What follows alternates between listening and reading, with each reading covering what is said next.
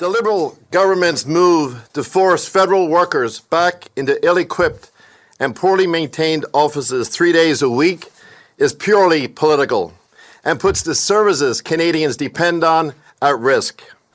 Their unilateral, one-size-fits-all approach to hybrid work is completely anti-worker, violates the hard-won rights of federal employees, and fundamentally breaks the trust of workers and unions with the Trudeau Liberal government. Tough talk from federal public servants. They held a press conference yesterday denouncing the government's mandate to have federal workers go back to the office 3 days a week. They say it's a unilateral decision that ignores members' negotiated rights, and it's a dangerous precedent that represents a colossal waste of time and resources for unions and Canadians at large. With more on this, let's go to Sean O'Reilly, Vice President of the Professional Institute of the Public Service of Canada. He's on the line. Sean, welcome to the program. Good morning. How are you, Elias? I'm doing okay. So, listen, I struggle with this one because I love coming into the office. So, what is so bad about working at the office as a federal government employee? What's so bad about going into the office 3 days a week? Well, I think it's important to remember that, we want to have a discussion with the employer, and that's one of the concerns that was raised yesterday, is that this was, as Chris said in the soundbite you played, it was a unilateral decision. There was no discussion with the unions, with the bargaining agents on how this was going to be implemented. We'd love to have a conversation, a real conversation, to sit down with the government, to actually have a conversation on the types of work and, the different personas that exist and what is required for in the office and outside of the office. It's important to remember that, we're not going back to the offices of the past, where, people have a dedicated workspace and there's plenty of space to meet and things like that. It's a much changed workplace from pre-pandemic. So let me ask you on that front, like respectfully on not getting the warning and the discussions beforehand. It's been a long time since the pandemic now. And I think you're already in the office 2 days a week, correct me if I'm wrong, for a lot of employees. It seemed like the writing was on the wall, like the telegraphing was there, that eventually the government would want you back into the office more than that, right? So I that's what I struggle with is like, how much of a shock is this when we see, people around the world going back into the office, whether it's a few days a week or more? For sure. It has been a while since the pandemic, but the government has also announced in the most recent federal budget that they want to reduce their office footprint across the country by 50%, but they're mandating back public servants 3 days a week. The thing is that I look at the cost of this, and now it looks like they're going to probably put a hold on this reduction of 50%, which is going to cost taxpayers more. And I think that it's ill-advised, and it feels like it's coming from pressure tactics from other areas, such as the provinces and the municipalities.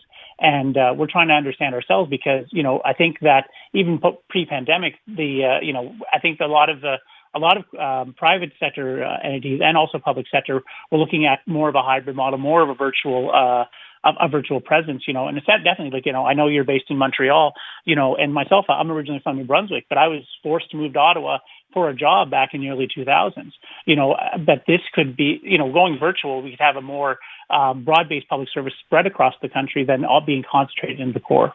So, let me ask, because battles like this, right, between unions and governments, often they are fought publicly, right? And public support really does matter, okay?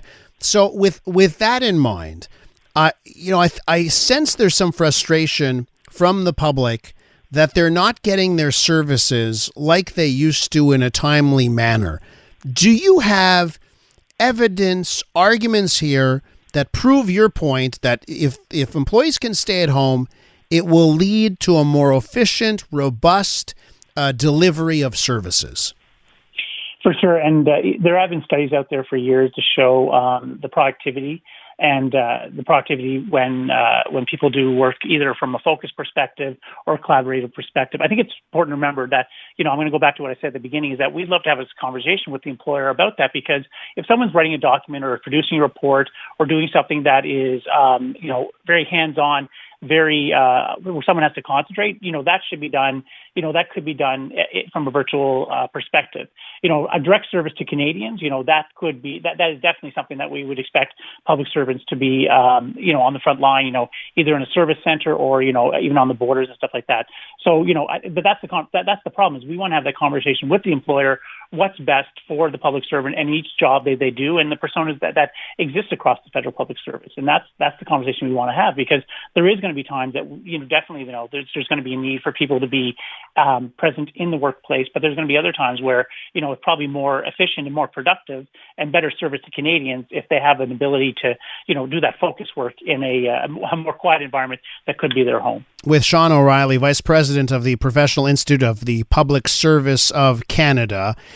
Sean, when the pandemic was going on, we were forced out of here. I broadcast from home for a considerable period.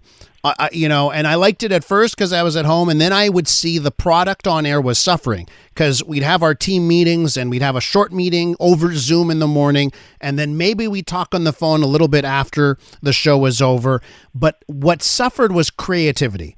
And something happens when you're in the office and you just bring up something from your own life. And then behind the glass here, our producers, they would say, oh, this happened to me. And there'd be back and forth. And then boom, it ends up with a guest idea or content or something that makes the show better.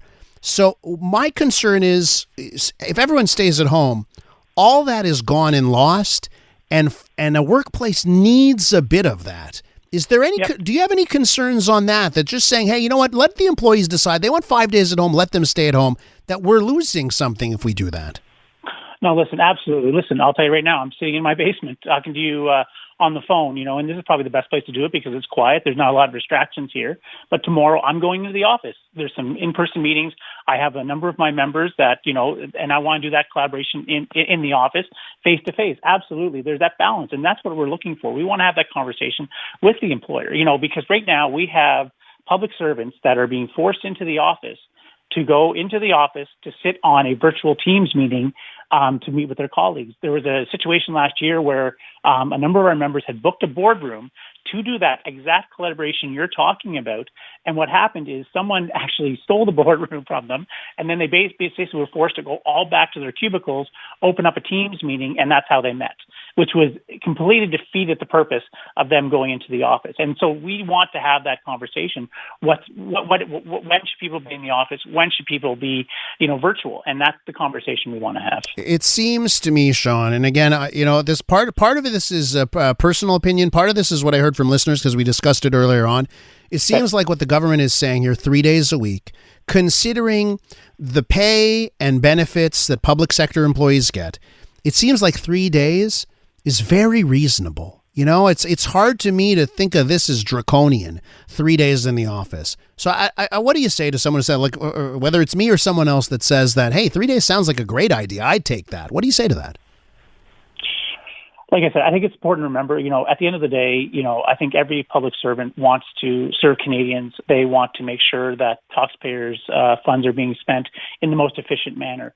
And if we're going to get more efficiency and more productivity out of a public servant, having them work virtually than in the office, that's the conversation we should be having. Mm-hmm. And listen, if the conversation with the employer is that 3 days a week makes sense, then maybe that's what it is for that public servant. But there might be some cases where, and there might be some cases on the far end of the spectrum that they're in 5 days a week, but there might be other conversations where 1 or 2 days is more appropriate. But that's the important thing. I heard from some listeners, and they say, listen, I've tried to call the government in the last little while, and you end up on hold for a bit. And then when you talk to someone, you hear that they've got a dog in the background or a kid in the background because they're clearly working from home.